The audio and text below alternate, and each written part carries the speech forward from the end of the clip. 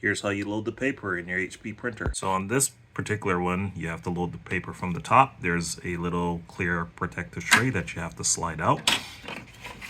So just go ahead, and once you slide this out, it feeds right into this spot here. And then you don't have to force this all the way in. Just set it flush, and then just let gravity do the rest here. Just let it gently sit down, and then you just come back to this section here and then hit OK.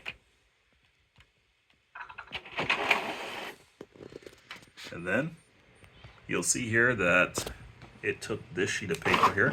It's going down.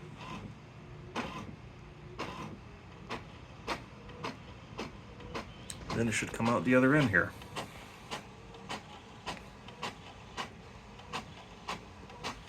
And there you go. That's how you load your printer paper.